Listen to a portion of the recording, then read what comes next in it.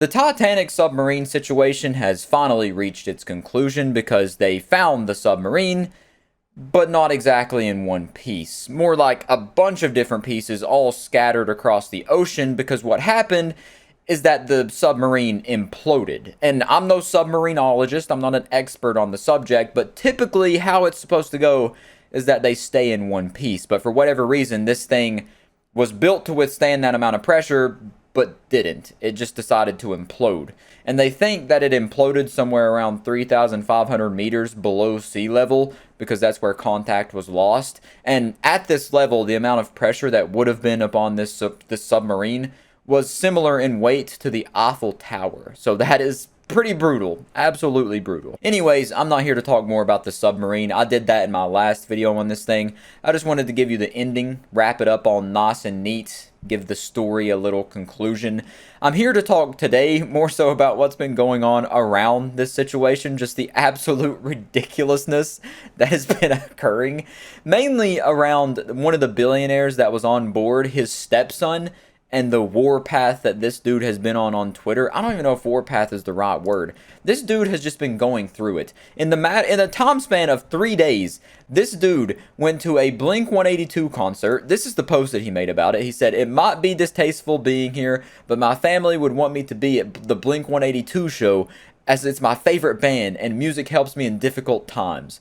He posted this the day that his stepdad went missing on the submarine. And then after that, he got exposed as being like a violent stalker dude, and these posts came up from like last year's little music event where he was threatening to massacre everybody at this event, saying, "When the massacre happens, I'm taking note of who viewing this tweet and who is in jeopardy. Those who disrespect me, the real joke is on your acid trilogy." Funny thing is, bitches actually think they'll be safe after calling my ass out. Yep. But this speed run ain't even over. On top of all that, this dude started saying the N-word. He just tweeted the N-word. Right here it is. Look, all these haters when I'll need love and support. "Quit tripping in my hood. I can say N-word without the ER, of course. I'm down like that. On the set." The media is incredibly insensitive during these tragic times. I'm starting to think it should have been him in that submarine and not his stepdad. Well, I don't know if his stepdad was a good guy or not. He's a billionaire, so probably not. Anyways, I'm just thinking they should have built like an extra thick seat, or maybe strapped him to the top or something, and let him go down there with them. But that's just got to be the most ridiculous thing I've ever seen happen on Twitter. The most crazy timeline of events that I've ever seen on this hellscape of a social media platform. In less than 3 days, all of this happened around this dude. All because his stepdad went missing on a submarine. That is absolutely bananas. And somehow, some unfathomable way, it keeps going. He's now making video responses about this situation, because Cardi B came out in her Instagram story and was saying stuff like, "Why is this billionaire's son going to rock concerts and doing all this and that, acting happy when his stepdad is lost and presumably dead?" And this is his response to Cardi B. So you take a complete bitch like Cardi B, has no idea what's going on. Her career is so in such turmoil, she needs clout off other people's suffering.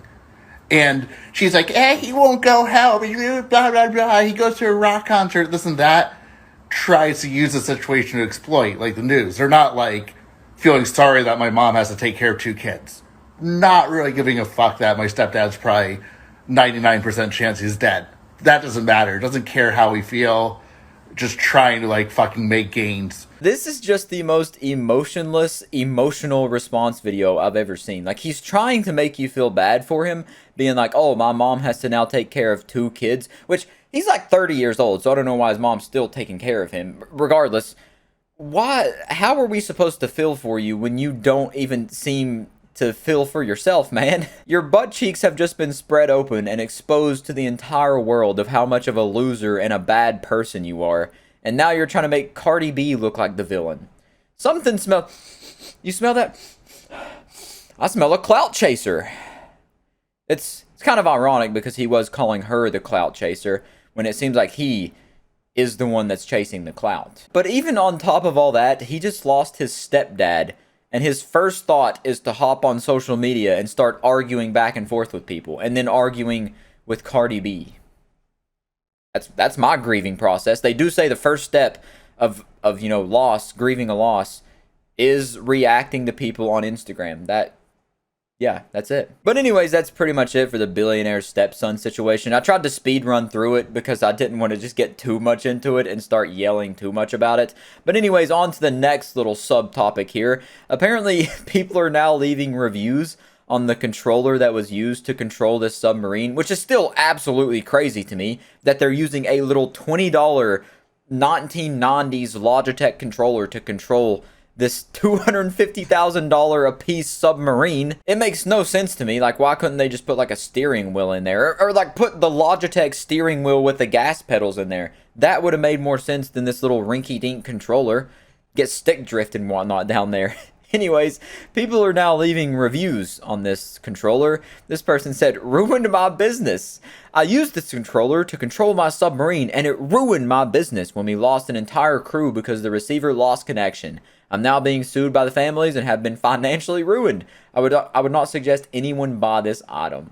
I swear, man, people on the internet are so horrible, but they're so funny. There's been so many memes about this situation, so many Xbox controller disconnected things, so many like when the controller, like you have to replace the batteries in the controller. There was the Drake and Josh meme. I don't know where it is. I think I have it saved. I can probably pull it up. The Drake and Josh meme here. Drake? Where they're stuck inside the room.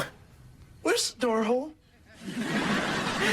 And then the last thing I wanted to bring up here is that just like every major event in history, people think The Simpsons predicted it. The Simpsons could just feel it in their testicles, like a spotty sense that something's about to happen, so they just make an episode about it. So they go and like, I don't know, that's like the Flying Dutchman ship or something. They go explore the shipwreck in these submarines, and then he gets stuck, says oxygen low, and they're talking on walkie-talkies and whatnot. Yeah, The Simpsons predict. I'm just going to say it. The Simpsons predicted it. They can tell the future. They can rub on them shiny balls and tell you what's going to happen. Anyways, that's it. I just kind of wanted to update you on this whole Titanic submarine situation because the Titanic submarine getting lost in the first place, that whole situation was crazy. But what's been happening surrounding this thing and what's been happening afterwards is somehow even crazier. It just leveled up the craziness. It's like crazy squared.